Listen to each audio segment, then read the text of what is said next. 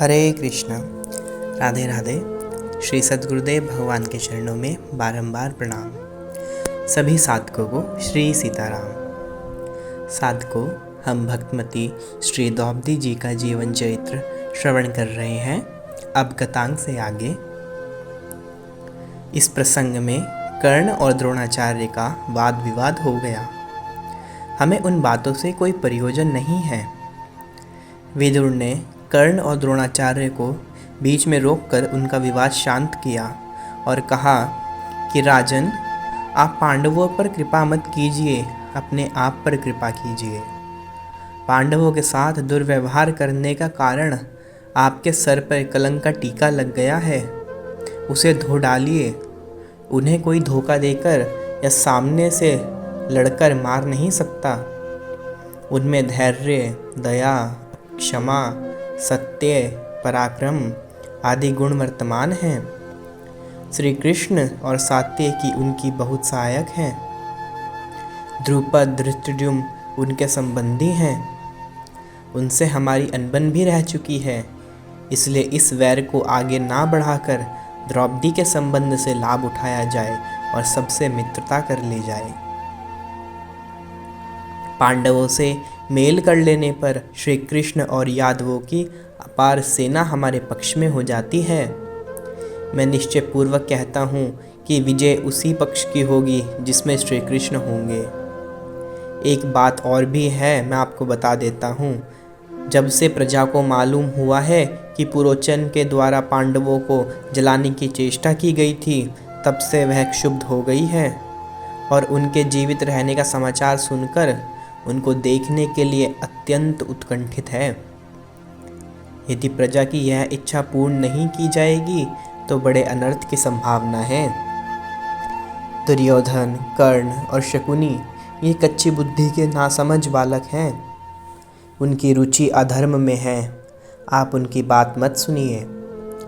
भीष्म और द्रोण आपके सच्चे हितैषी हैं। वे ज्ञानवर्धक हैं, अनुभवी हैं। उनकी बात मानने में ही आपका वास्तविक हित है। मैं फिर कह देता हूँ कि दुर्योधन के मोह से सब पुत्रों का, वंश का, क्षत्रियों का, प्रजा का और जगत का विनाश मत कीजिए। धृतराष्ट्र ने विदुर की सम्मति का सम्मान किया। उन्होंने कहा, मुझे भीष्म पितामह, आचार्य द्रोण और तुम्हारी सम्मति पसंद है। मैं भी तो यही कहता हूँ। धर्मानुसार पांडव भी मेरे ही पुत्र हैं। मेरे ही पुत्रों की भांति वे भी राज्य के अधिकारी हैं। तुम जाओ और आदर के साथ कुंती, द्रौपदी और पांडवों को ले आओ। पांडवों के जीवन से, द्रौपदी की प्राप्ति से मैं बहुत आनंदित हुआ हूँ। यह बड़े सौभाग्य की बात है। मैं उनसे मिलने के लिए उत्कंठित हूँ। विदुर ने यात्रा शुरू कर दी। अनेकों प्रकार के उपहार लेकर द्रुपद की राजधानी में पहुँचे। द्रुपद से मिलने के पश्चात वे श्री कृष्ण के पास गए। पांडवों से मिलकर उन्होंने सब उपहार यथा योग्य दिए। वहाँ का स्वागत सत्कार समाप्त होने पर विदुर ने बड़ी नम्रता से महाराज द्रुपद के सामने निवेदन किया। उन्होंने कहा, महाराज, धृतराष्ट्र ने आप लोगों का कुशल मंगल पूछा है। वे यह संबंध हो जाने से बहुत प्रसन्न हैं।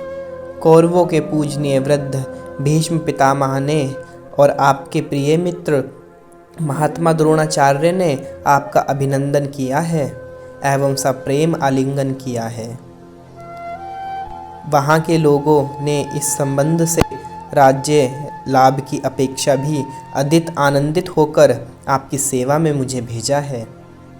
वे पांडवों को देखने के लिए अत्यंत उत्कंठित हैं। कुरुकुल की स्त्रियां माता कुंती और नववधू द्रौपदी को देखने के लिए बहुत ही उत्सुक हैं। मैं इनको वहां जाने की अनुमति दीजिए।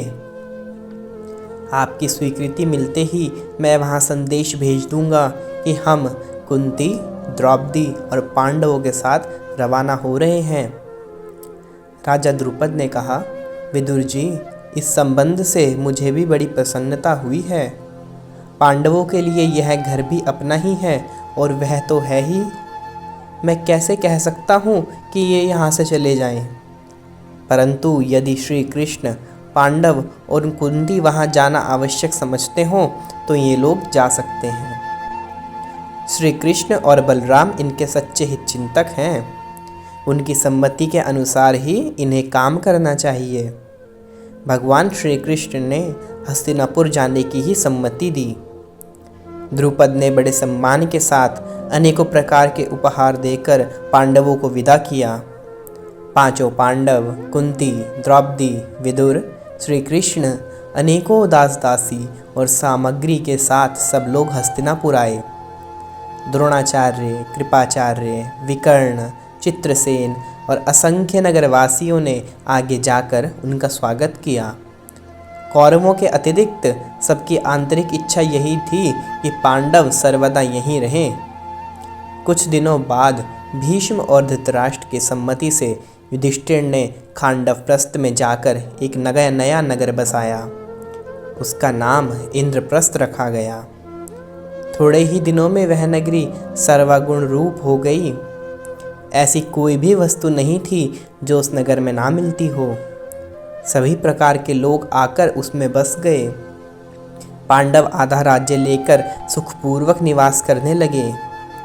लोग चाहते तो यही हैं कि हमारे जीवन में किसी प्रकार का बंधन ना रहे, हम सब प्रकार के बंधनों से मुक्त रहें, परंतु ऐसी स्थिति प्राप्त करने का साधन लोगों की समझ में सुगमता से नहीं आता।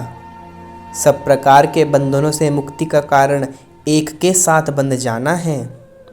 जीवन को सब बंधनों से छुड़ा लेने का साधन उसे किसी एक नियम में बांध देना है। जीवन को नियम के अधीन कर देना आलस्य पर विजय पाना है। जीवन को नियम के अधीन कर देना प्रमाद को सदा के लिए विदा कर देना है। नियमित हो जाना प्रपंच के अनेकों झंझटों से छूट जाना है। नियम जीवन की सब बुराइयों को पीसकर गलाकर ऐसे सांचे में ढाल देता है कि वे आमूल परिवर्तित होकर भलाइयों के रूप में बन जाए। जिसके जीवन में नियम नहीं, उसका जीवन श्रृंखलाहीन है। वह कोई भी बड़ा काम नहीं कर सकता। वह घबरा जाता है, चिंतित रहता है, अपने कर्म की सफलता में संदिग्ध रहता है। जीवन को, परिवार को, जाति को, समाज को और राष्ट्र को नियमित रखने से ही सच्चे सुख और शांति के दर्शन होते हैं। पांडवों ने इंद्रप्रस्थ बसा लिया था। उसकी तैयारी पूरी हो चुकी थी। युधिष्ठिर थे राजा और सब भाई थे उनके ही हाथ, उनके ही सहकारी, मानो पांचों भाई मिलकर एक पूरे राजा हों। रानी तो थी ही एक, द्रौपदी। बड़े आनंद से समय बीत रहा था। एक दिन की बात है, सभा लगी हुई थी। सब लोग अपने अपने आसनों पर बैठे हुए थे। राज्य संबंधी ही चर्चा चल रही थी। इतने में देवर्षि नारद जी बीणा बजाते हुए, हरि गुण गाते हुए वहां पहुँचे। प्रणाम, आशीर्वाद, स्वागत सत्कार होने के बाद युधिष्ठिर ने अपने राज्य का सब समाचार नारद जी को सुनाया। समाचार मिलते ही द्रौपदी आई। उसने नारद जी के पैर छूकर उन्हें प्रणाम किया और हाथ जोड़कर सिर ढके हुए उनके सामने खड़ी हो गई। धर्मात्मा भगवत प्रिय देवर्षि नारद जी ने द्रौपदी को आशीर्वाद देकर रनिवास में जाने की आज्ञा दे दी। द्रौपदी ने आज्ञा पालन की। देवर्षि नारद ने कहा, पांडवों, यशस्विनी द्रौपदी तुम सबकी एकमात्र धर्मपत्नी है। मेरी सम्मति है कि तुम लोग उसके संबंध में एक नियम बना लो। मैं जानता हूँ कि तुम लोगों में परस्पर बड़ा प्रेम है, तथापि इस प्रेम को सुरक्षित रखने के लिए नियम बनाना आवश्यक है। स्त्री कारण कई बार बड़े बड़े प्रेमियों में भी झगड़ा हो जाता है। इस विषय में मैं तुम्हें एक कथा सुनाता हूँ। आज का प्रसंग यहीं तक। तब तक के लिए हरे कृष्ण, राधे राधे।